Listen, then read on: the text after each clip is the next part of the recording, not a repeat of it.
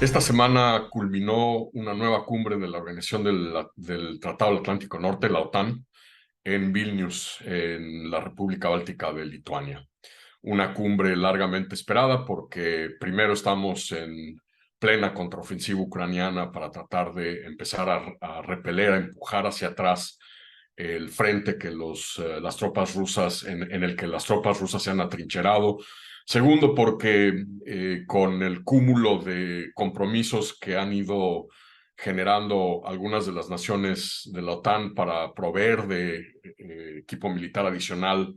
a Kiev, había evidentemente, sobre todo proviniendo de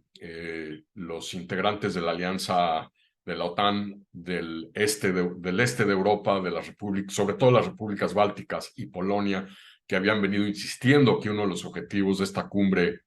en Vilnius tenía que ser ya la incorporación de Ucrania a la alianza. Ha sido una semana muy movida. Yo creo que hay dos resultados muy importantes. Primero, Suecia finalmente logra eliminar el veto, el bloqueo que los turcos habían puesto sobre la membresía sueca a la OTAN. Hay que recordar, Suecia, un país largamente neutral, que como resultado de la invasión rusa a Ucrania, decide por primera vez en su historia pedir ingreso a la OTAN. Los turcos lo habían estado bloqueando con el argumento de que Suecia apoya a quienes los turcos consideran terroristas kurdos. Turquía exigía la extradición de una serie de líderes turcos, kurdos que están en Suecia, asilados. Suecia se había negado.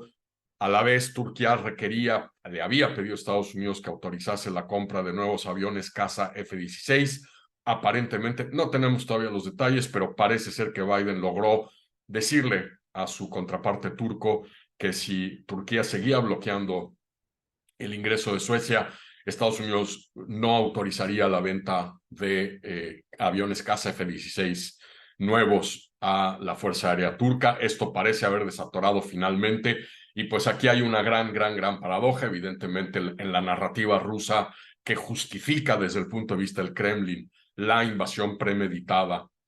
injustificada rusa a Ucrania, de que la OTAN se estaba expandiendo y que Ucrania quería incorporarse a la OTAN y que para eso se invadió Ucrania. Pues el resultado, el saldo de este año y pico de guerra es que ya Putin, ahora sí que como decía Oscar Wilde, cuando los dioses desean castigarnos, escuchan nuestras plegarias. Pues esta narrativa de Putin de que todo esto era para repeler, para echar hacia atrás a la OTAN, pues le ha generado hoy por hoy a Rusia dos nuevos miembros de la alianza, dos países que durante toda la posguerra fría se habían mantenido como naciones neutrales, Suecia y Finlandia, con lo cual además ese flanco de Rusia con Europa del Este adquiere dos nuevos aliados de la OTAN. El segundo, evidentemente, resultado importante es un compromiso de que si bien no se le ofrece a Ucrania ingreso inmediato a la OTAN, ¿por qué? Porque hay que recordar que con base en los artículos de la OTAN, una agresión a un país miembro es una agresión contra todo el resto de los países de la alianza. Dado que Ucrania está en este momento en guerra, invadida por Rusia, el haber admitido Ucrania como miembro de la alianza hubiese significado que a partir del ingreso de Ucrania,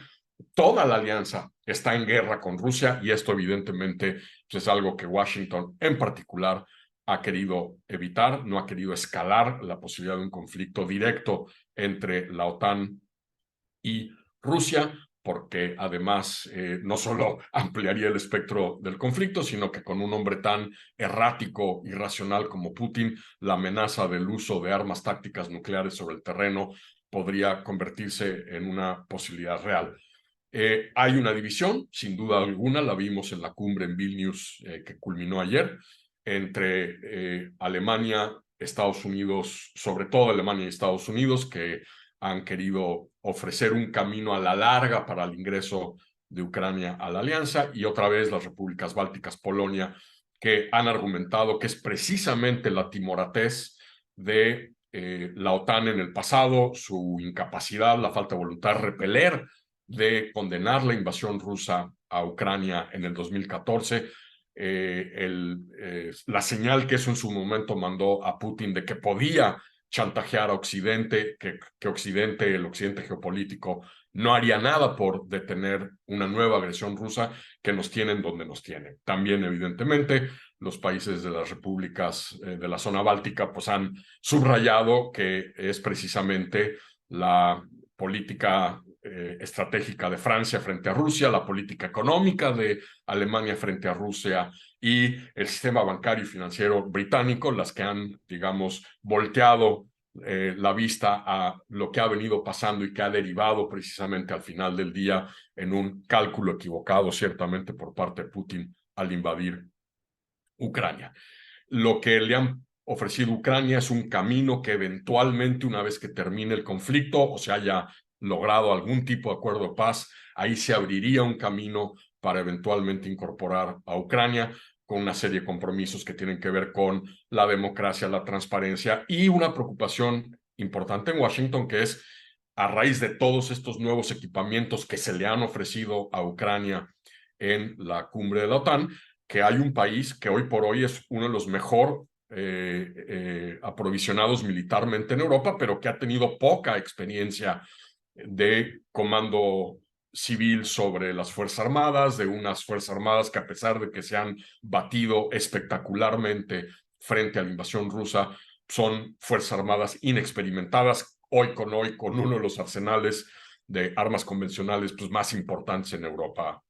continental. Entonces, digamos, buenas noticias en términos de lograr evitar que se resquebraje la unidad de la OTAN en torno al tema del ingreso de Ucrania, la incorporación de los nuevos miembros ya abril, Finlandia y ahora esta semana Suecia a la alianza y evidentemente una serie de compromisos que buscan blindar el apoyo del occidente geopolítico a Ucrania, sobre todo teniendo en cuenta que el próximo año hay elecciones en Estados Unidos y que si llegan los republicanos al poder o llega Trump al poder, ese apoyo a Ucrania podría resquebrajarse porque